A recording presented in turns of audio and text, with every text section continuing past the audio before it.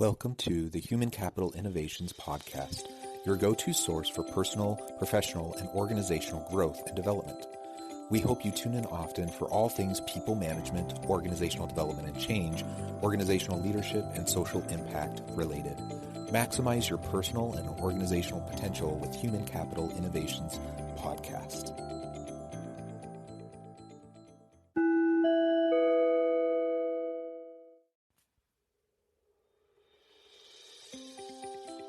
Welcome to the Human Capital Innovations Podcast. In this HCI podcast episode, I talk with Craig B. Whelden about experiences from his career and leadership lessons learned.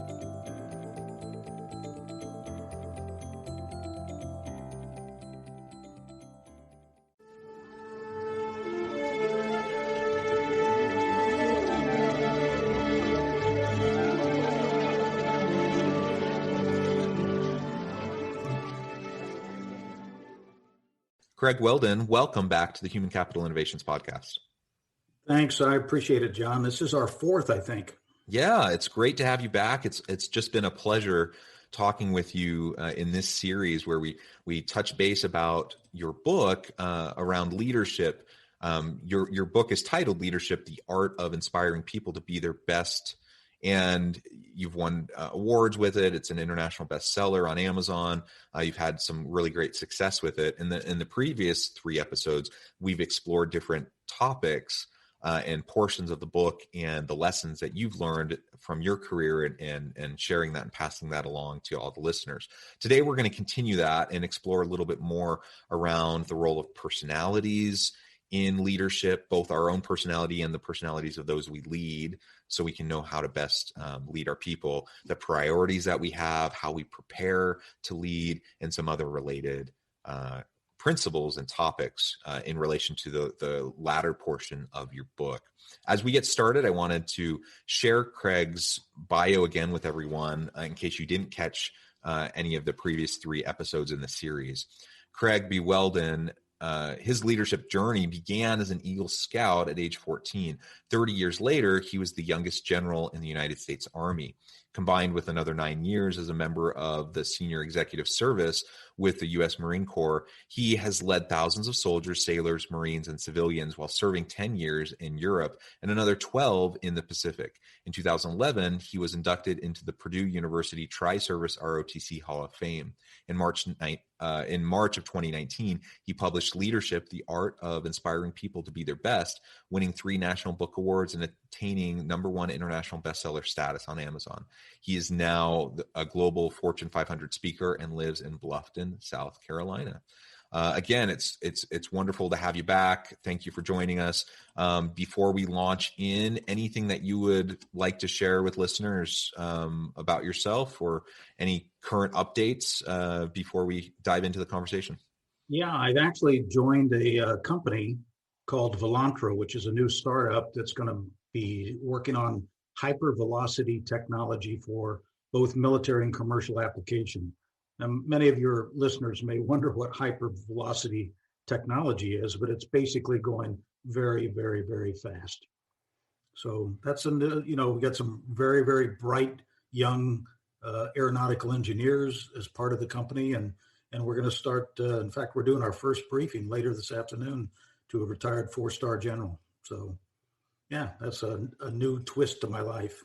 Yeah, well, that's wonderful. That's excellent. And wish you the best in that endeavor. It sounds super interesting. I suppose you can touch on that a little bit as we go through our conversation and share some of what's going on behind the scenes there as well. So as we get started today, again, you tell so many great stories in your book. You really have mastered the art of storytelling and using stories to explain principles in a relatable way that people can connect with. One of the chapters you specifically talk about managing risk. So when I was 17 years old, I worked at a camp in England, and the camp director asked me the next summer to run a rapid river adventure for 30 teenagers ages 14 and 15. And I was only 17 years old. And I said, okay. So I went out with the guy who was running it. He was a senior at Penn State at the time. And I went out that summer and did a practice run with him to make sure I understood the river. I memorized every turn, every rock, had maps, and he showed me exactly how to run the river. When I returned after my freshman year in college the next summer, I was 18 years old, and I went out on my first trip with 30 teenagers, and the river had risen exponentially because of heavy rains in the spring. And I didn't recognize the first big rapid that we came upon. The protocol was to stop, get out of the canoes, go to the side, talk your way through, and then all of them would watch me go through with one of the kids, typically one of the stronger kids, and we would have a safety line down the river in case somebody fell out or the the canoe turned and so forth. But in this particular case, I didn't recognize the turn, and I got into the rapids and couldn't get out. And I had 5 canoes behind me with 10 kids in all of them. So I just turned around and I said, "Follow me," because there was no way to get to the side at that point. Well, we lost 2 canoes. Kids came out. They floated down the river to lost one of the canoes in a rock formation, and I got caught up there. And I didn't want to go back on my very first trip to the camp director and explain to him why I had lost his 17 and a half foot Grumman canoe. So I picked the biggest kid in the group, and I said, "You and I are going to go out and get that." So we went upriver. We floated down to the canoe so we could shake it loose from the rocks that it was hung up on. And being the bright person that I am, I thought I can move a lot more easily if I take this life jacket off. I made the kid keep his on, but I took mine off. Wow, was that a mistake? That was my first mistake. So we got down to the thing. It was about 5 feet of water. The water was moving very, very quickly. We were able to shake it loose. And as it started to move down the river, I yelled at him, grabbed the canoe, and he reached out, grabbed the canoe, and it carried him down. Canoe was floating. I reached out, and I missed the canoe. And that's the last thing I remember for what seemed like an hour. Obviously, that wasn't an hour, but I went down in the rapids towards the bottom, got banged up on all the rocks, and had one of those classic movie scenes where you come gasping out of the water at some point, nearly drowning, and I couldn't feel anything in my legs. So I was able to get to the side just using my hands, pull myself up onto the side of the river, and it took me about 20 minutes to get the feeling back in my legs. So we ended up getting all the canoes. All the kids were okay, but I learned a very powerful lesson in that. And one of the things I talk about in my book is that the prefrontal cortex of your brain is developing until about age 25. Remember, I was about 18 years old. And the prefrontal cortex is part of the brain that controls impulse inhibition and energy, impulses and those kinds of things, goal planning, organization. It feeds the reward system.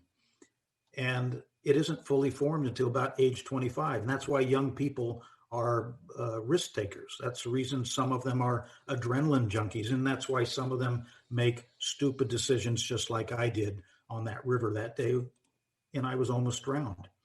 And so I learned a lesson from that. As I went into the Army years later, I knew that I had young people who were in that age bracket, 18 to 22 and so forth, who would be taking risks that they shouldn't and could put themselves at great risk. So for all of your listeners who have younger siblings or coworkers or something or in that age group, recognize that they are a higher risk level just because of the development of their brain.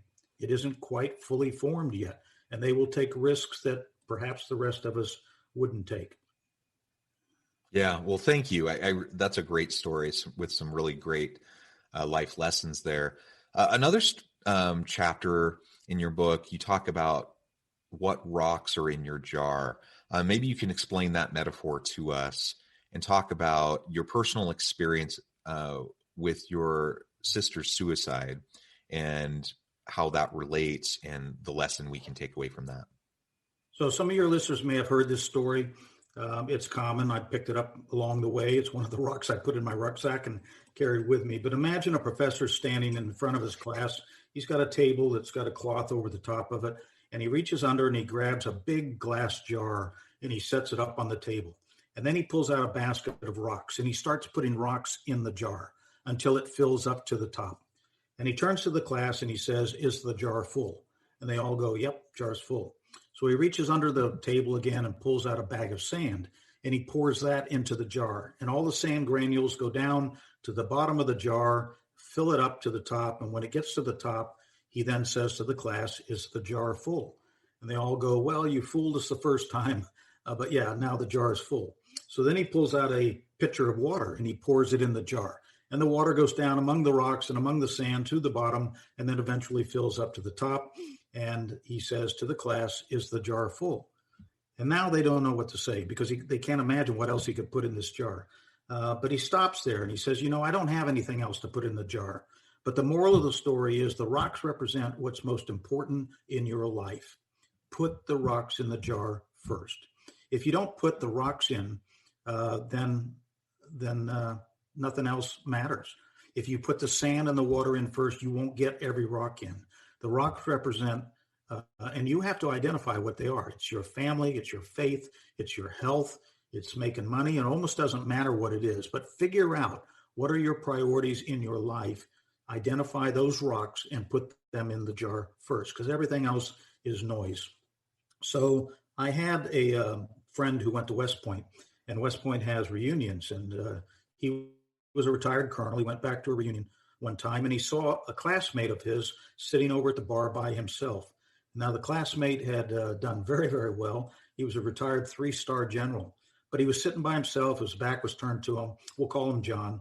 And my friend went over and he tapped John on the shoulder and he said, "Hey, John, how you doing? I haven't seen you in a long time." And when John turned, his eyes were watery. And my friend said, I couldn't tell whether he was upset or he'd had too much to drink. So I said, "John, you doing okay?" And he said, "I busted my tail for 36 years. I did everything the Army told me to. They rewarded me with promotions and great jobs and command assignments. And along the way, my wife left me, and now my kids won't talk to me." So you have to reflect back now on this officer's career and ask yourself, which rocks did he put in the jar first? He appears that he put in the career rock, and maybe he left a family rock on the outside. So recognize that when you go after things that are ambitious and lofty goals, they come sometimes with some serious risks.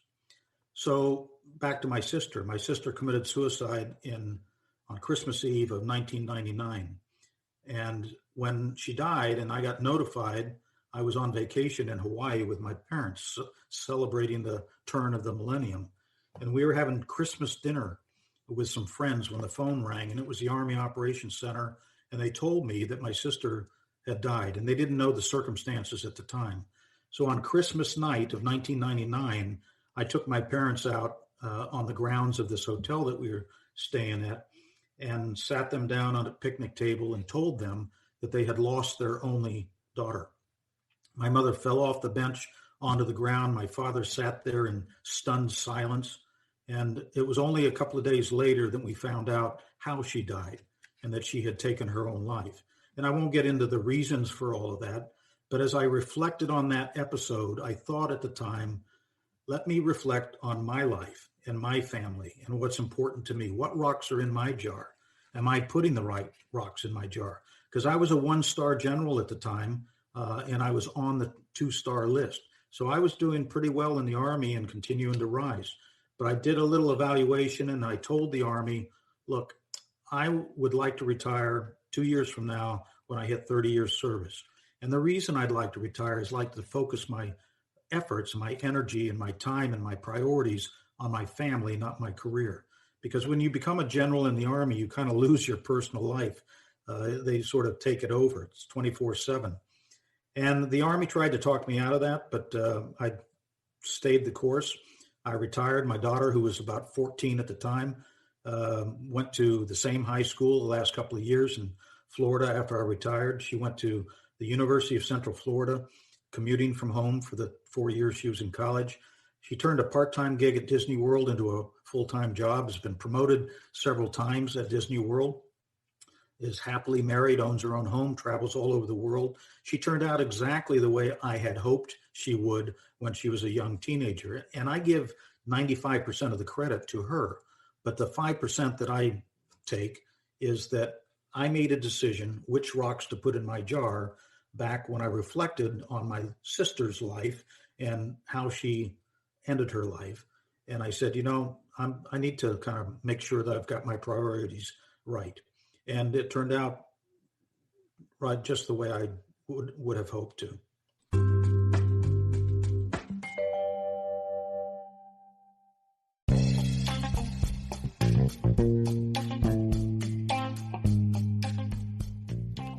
I'm excited to announce the publication of my new book from HCI Press, The Alchemy of Truly Remarkable Leadership: Ordinary, Everyday Actions that Produce Extraordinary Results. Consider how the nature of work has shifted over the past 50 years. With increased globalization, rapid technological advancement, and the shift in economic composition, the average job of today looks very different than the average job of 50 years ago. What will the jobs and organizations of tomorrow look like? Moreover, what does this all mean for organizational leaders?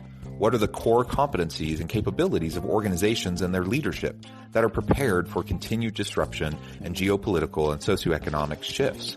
Regardless of what the future holds, increasingly, leaders need to be socially minded, data-driven, decisive, champions of talent, and disruptors of the traditional notions of leadership, teams, organizations, and work.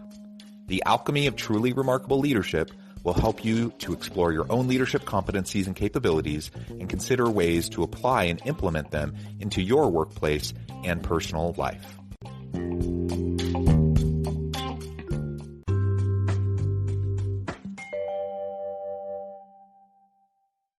Yeah, well, my deepest condolences for the loss of your sister. That's a horrible situation.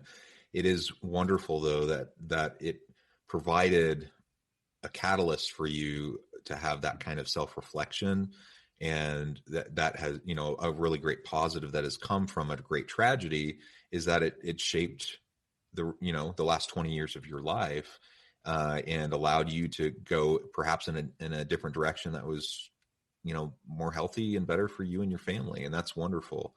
And I've always really loved the rocks in the jar metaphor. It's one I remember learning even when I was just a small child. I've always carried that with me. It is a powerful lesson that you can't always fit everything in. When you prioritize, you can fit more things in. But even then, there's still sometimes things you have to make a hard choice on and leave some things to the side. But ultimately, if you know what your values are and you prioritize your core values and you focus on those, you're going to be happy, and you're going to have a fulfilled life, and your needs will be taken care of. I'm confident in that. Yeah, it's important to have balance in your life. I would encourage your listeners to go look up a documentary on HBO called The Weight of Gold. It was produced and starred Michael Phelps, who probably won, or didn't probably, he won more gold medals than any Olympic athlete in the history of the Olympics. And he did this documentary to draw attention to the fact that when people put all their rocks in one jar, they try to squeeze everything they possibly can to be the very best at what they can. It comes with sacrifice. It truly does. After he finished his last Olympics, he looked in the mirror and he said, the only thing I can identify myself is as a swimmer. And that's it. What's the rest of my life going to be like? And here's a guy who was world famous, who crashed after that and almost committed suicide. And he freely admits that in this documentary. And he talks about some of his other Olympic athletes who did, in fact, commit suicide. So for your listeners, recognize that you may be anxious to become one of the 1% that is the best in whatever it is that you do, but recognize that it sometimes comes with risks and it comes with costs that you may not even see when you're climbing that ladder. Yeah, absolutely. Something else you talk about is the roles of personality.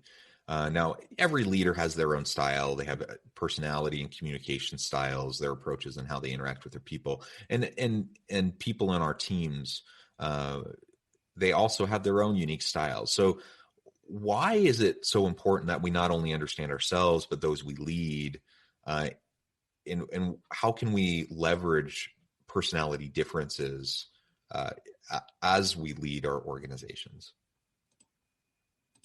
Yeah. So the first chapter of my book is on character, and one of the components of character is having good self-awareness. Who are you?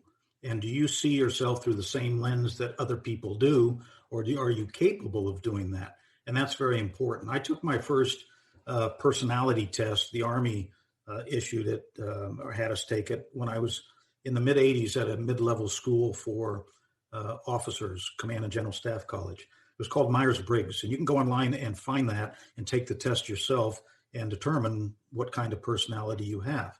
I've probably taken that test half a dozen times in the ensuing 40, 35 years or so. I always come out the same. So I know pretty well exactly what my personality is. Myers-Briggs categorizes each of the personalities into 16 different buckets, and they assign letters. And the letters obviously stand for something. I'm an ISTJ. ISTJ stands for introverted, sensing, thinking, and judgmental. So if you look at introverted, I am an introvert on the extreme scale. Others are extroverts on the other end. And I tell people that if your organization was made up of people just like you, you'd have a pretty bland, vanilla, and boring organization. If everybody was an ISTJ, you would be missing some skill sets that ISTJs just don't have because there are strengths and weaknesses for each of these 16 different profiles. So the military, and I know the corporate world sometimes gives these personality tests in their journey through training, and I've taken it, as I said, a number of times, so that not only can you see who you are, but you can understand who others are, and you can appreciate that every one of the other 15 profiles in Myers-Briggs, EFMPs, and so on and so forth, they bring a skill set that perhaps you don't. And you want to maximize the value of strengths of others and minimize their weaknesses. So having an appreciation and understanding of who you are and who your rest of your team is important. It doesn't have to be Myers-Briggs. It could be any other kind of an assessment tool, but understanding to draw on the strengths and weaknesses of everybody else. I have a presentation that I often gave in new organizations when I joined them called Whelden on Whelden. And I did that very early on to make sure everybody didn't spend the next 2 or 3 months trying to figure out who I was, what I thought was important, what my personal quirks were, and everything else. And in there, I talk about, hey, I'm an ISTJ. And for those of you that haven't taken Myers-Briggs, this is what that means, and there's a definition. This Whelden on Whelden brief happens to be Appendix B in my book, so you can actually see the brief in my book. But I also talk about strengths and weaknesses and freely admit that. Here's where I think I have strengths, and here's where I think I have weaknesses. And I've had those validated by people who I've worked with, worked for, and have worked for me over the years. So I'm pretty comfortable in my own skin.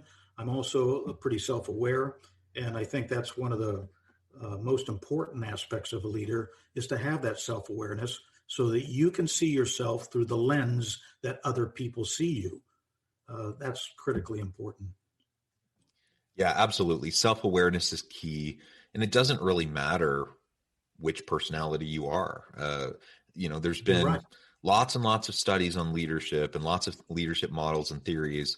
And one thing, there's few things we know for sure, but one thing I know for sure about leadership is there's no one size fits all approach.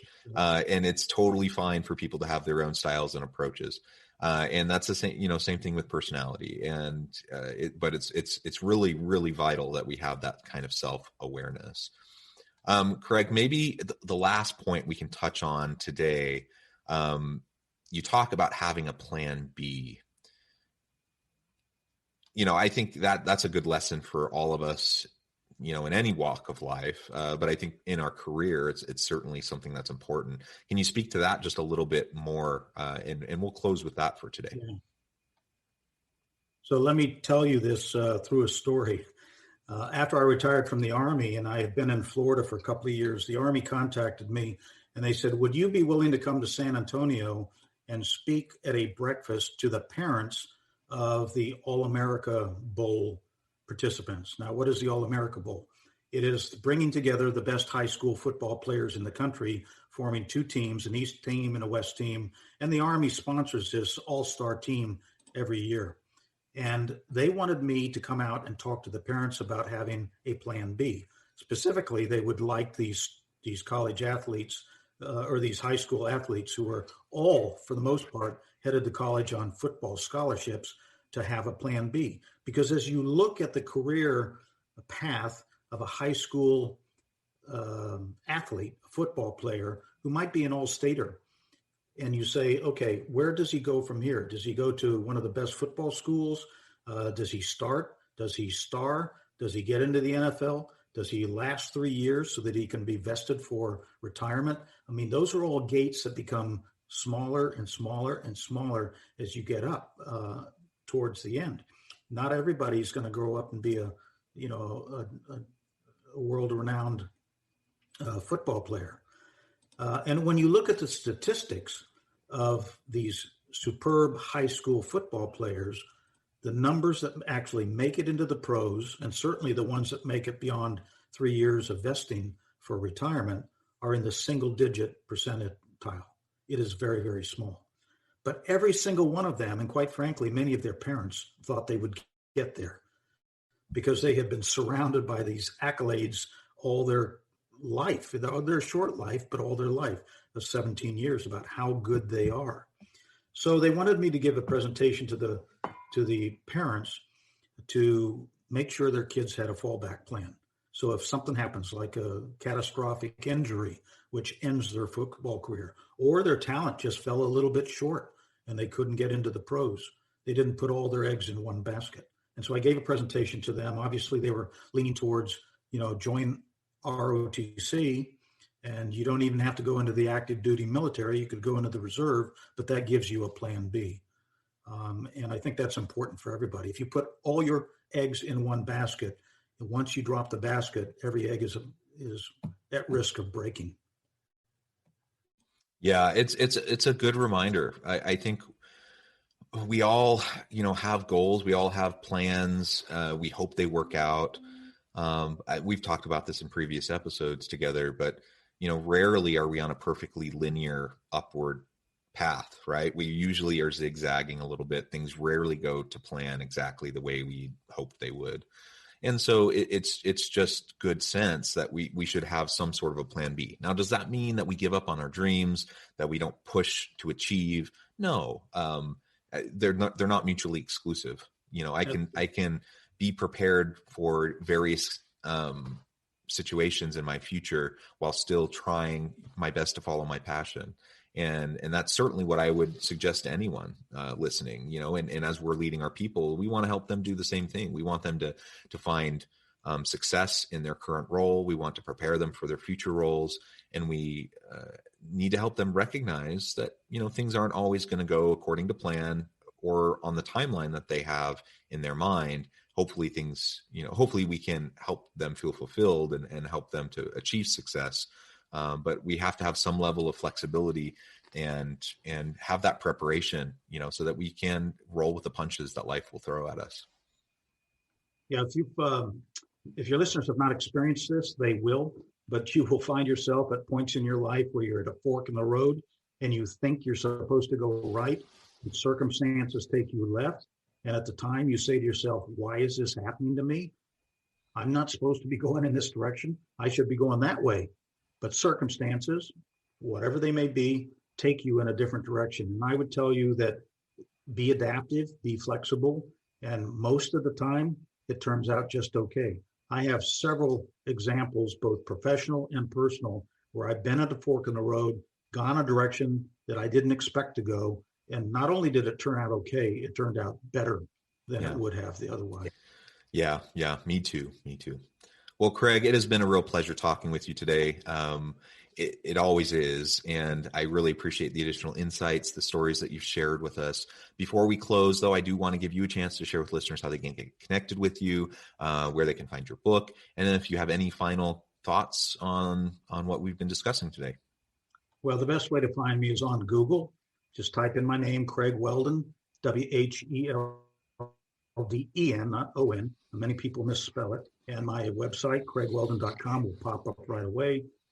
If you go to the website, you'll get a window into my soul, I think, because you'll find all kinds of stuff on there. Testimonials about my book, about me, podcasts. This podcast will eventually be on there.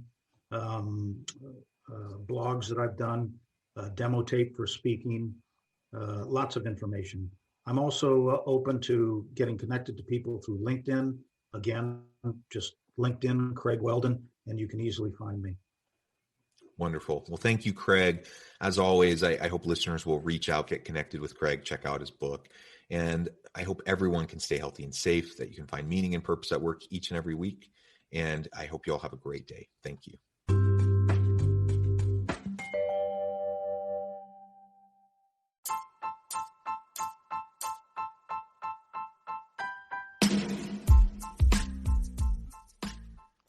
We are excited about the launch of HCI's new magazine, Human Capital Leadership. Human Capital Leadership is a free, interactive e-magazine designed to help individuals, leaders, and organizations find innovative approaches to maximize their human capital potential. We will be publishing issues quarterly in August, November, February, and May. Check out the first issue and let us know what you think.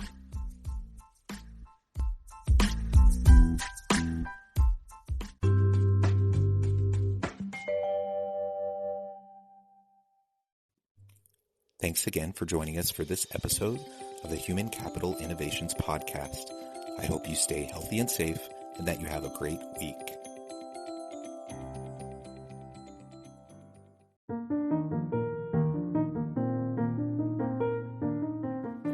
Check out our new weekly LinkedIn newsletter, Alchemizing Human Capital, exploring industry trends via original research and interviews with executives and thought leaders from across the globe. We look forward to having you join us.